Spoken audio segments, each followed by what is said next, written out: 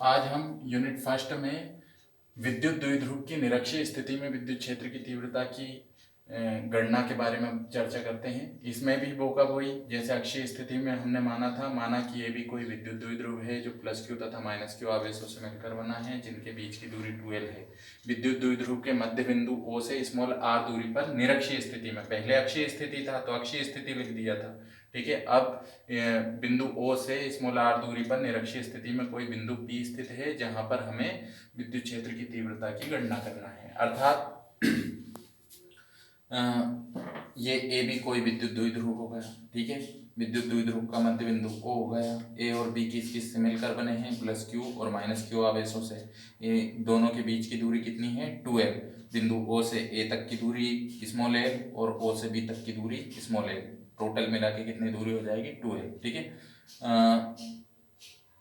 विद्युत द्विध्रुव के मध्य बिंदु O से निरक्षीय स्थिति में स्मॉल r दूरी पर कोई बिंदु P स्थित है, ठीक है, जहां पे हमें विद्युत क्षेत्र की तीव्रता की गणना करनी है, ठीक है। तो A से लेके बिंदु P तक की जो डिस्टेंस है वो कितनी हो जाएगी, पाइथागोरस प्रमेय से अंडर रूट में r square plus L square. इसी प्रकार बिंदु B से लेके P तक की डिस्टेंस पाइथागोरस प्रमेय से कितनी हो जाएगी, अंडर रूट में r square plus L square. बिंदु P पर जो विद्युत क्षेत्र की तीव्रताएं हैं E1 और E2 वो क्या करती हैं, थीटा कोण बनाते हुए कार्य करती है, जिससे ये दो दो घटकों E1 जैसे E1 है तो E1 sine theta E1 cos theta में बढ़ जाएगा। इसी प्रकार ये E2 है, E2 कोस थीटा और E2 साइन थीटा में बढ़ जाएगा, ठीक है ना। बिंदु P पर जो E1 साइन थीटा और E2 साइन थीटा है एक दूसरे के बराबर तथा विपरीत कार्य करते हैं, इसलिए इन पर इस पर किस पर, बिंदु P पर E1 साइन थीटा और E2 साइन थीटा का कोई प्रभाव नहीं पड़ता है। किंतु बिंदु P पर E1 कोस थीटा और E2 कोस थीटा एक ही दिशा में कार्य करते हैं, इसलिए जो कुल विद्युत क्षेत्र की तीव्रता होती है वो क्या हो जाएगी, E1 cos theta plus E2 cos theta, ठीक है ना। तो यहाँ करके हमने यहाँ पे नाम लिख दिए हैं।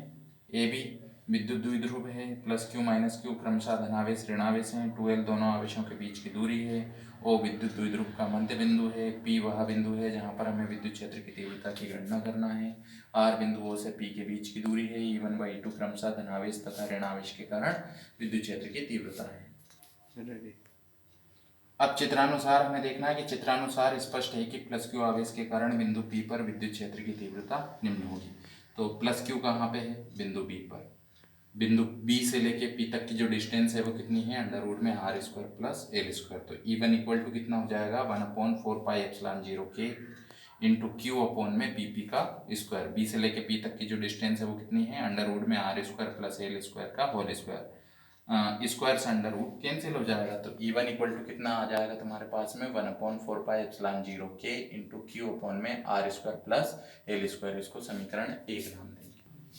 पुनः चित्रानुसार स्पष्ट है कि माइनस क्यू आवेश के कारण बिंदु P पर विद्युत क्षेत्र की तीव्रता निम्न होगी। तो माइनस क्यू कहाँ पे है, यहाँ पे, जो किस पर स्थित है, बिंदु A पर। तो A से लेके P तक की जो डिस्टेंस है वो कितनी हो जाएगी, अंडर रूट में r square plus L square. तो E2 इक्वल टू कितना हो जाएगा, 1/4 पाई एप्सिलॉन 0 के क्यू अपॉन में AP का होल स्क्वायर। A से लेके P तक की डिस्टेंस हमारे पास में अंडर रूट में r square plus L square है, इसका होल स्क्वायर, स्क्वायर से अंडर रूट कैंसिल हो जाएगा, ठीक है ना। तो हमारे पास में E2 इक्वल टू कितना आ जाएगा, 1/4 पाई एप्सिलॉन 0 के इंटू क्यू अपॉन में r square plus L square. इसको समीकरण 2 नाम देंगे। समीकरण 1 और समीकरण 2 से क्या स्पष्ट है, E1 और E2 की वैल्यू बराबर है, तो इसको समीकरण 3 नाम दे देंगे। पुनः चित्रानुसार स्पष्ट है कि बिंदु P पर क्या है, बिंदु P पर विद्युत क्षेत्र की तीव्रता E1 और विद्युत क्षेत्र की तीव्रता E2 थीटा कोण बनाते हुए दो दो घटकों, कौन कौन से, जैसे E1 है, E1 साइन थीटा और E1 कोस थीटा में बढ़ जाएगा, और E2 है वो E2 cos theta E2 sine theta में बढ़ जाएगा, ठीक है ना। बिंदु P पर E1 साइन थीटा और E2 साइन थीटा एक दूसरे के बराबर और विपरीत दिशा में कार्य करते हैं, इसलिए बिंदु P पर इनका कोई प्रभाव नहीं पड़ता है। किंतु E1 कोस थीटा और E2 कोस थीटा बिंदु P पर एक ही दिशा में कार्य करते हैं, इसलिए बिंदु P पर कुल विद्युत क्षेत्र की तीव्रता जो है वो कितनी हो जाएगी, E1 cos theta plus E2 cos theta. यही हमें यहाँ लिखना है। पुनः चित्रानुसार स्पष्ट है, ये बिंदु P पर विद्युत क्षेत्र की तीव्रताएं E1 व E2 थीटा कोण बनाते हुए क्रमशः दो दो घटकों E1 sine theta E1 cos theta तथा E2 sine theta E2 cos theta में बढ़ जाती हैं।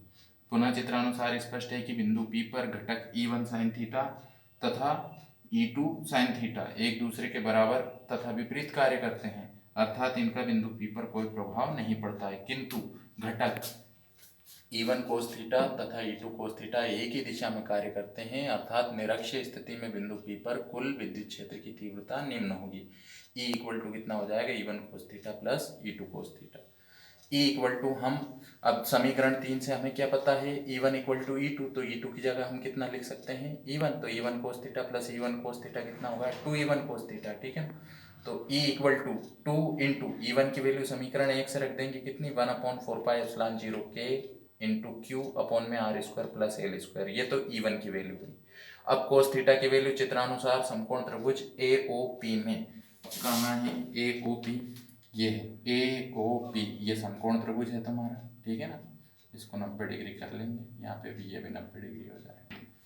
AOP में क्या, कोस थीटा होता है आधार बटे कर्ण, ठीक है ना, तो आधार हो गया L और कर्ण की लंबाई कितनी हो गई, अंडर रूट में are square plus L square. तो यहाँ पे चित्रानुसार समकोण त्रिभुज AOP में कोस थीटा इक्वल टू आधार बटे कर्ण, आधार है OA और कर्ण है AP। OA की जो वैल्यू है वो L है और कर्ण की वैल्यू जो है AP की वैल्यू जो है अंडर रूट में are square plus L square है। तो कोस थीटा की जगह हमने कितना रख दिया, यहाँ पे ये कोस थीटा था, यहाँ तो E1, ये दो ऐसा कैसा, E1 की वैल्यू आ गई और कोस थीटा की वैल्यू L अपॉन में अंडर रूट में are square plus L square.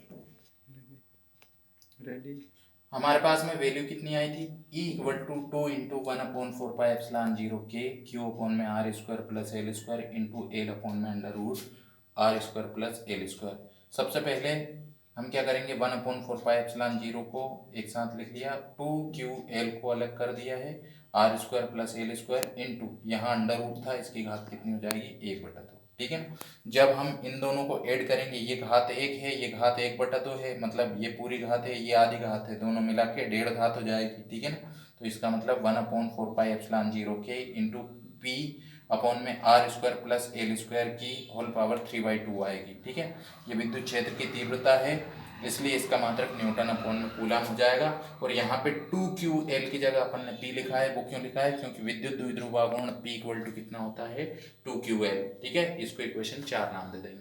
समीकरण 4 में यदि R is greater than L हो तो स्मॉल l को नगण्य मान ले पाए। तो हमारे पास में 1/4πε0 K इंटू पी अपॉन में are square plus L square की होल पावर 3/2 थी, ठीक है ना। तो वहाँ पे हमने एल स्क्वायर को नगण्य मान लिया, तो ये आर स्क्वायर की होल पावर कितनी हो जाएगी 3/2, 2 से 2 कैंसिल होगा, तो E इक्वल टू कितना हो जाएगा 1/4πε0 K इंटू पी अपॉन में आर क्यूब न्यूटन अपॉन में कूलम। ये समीकरण 5। समीकरण 4 और समीकरण 5 दोनों को विद्युत द्विध्रुव की निरक्षीय स्थिति में विद्युत क्षेत्र की तीव्रता के व्यंजक कहते हैं। धन्यवाद।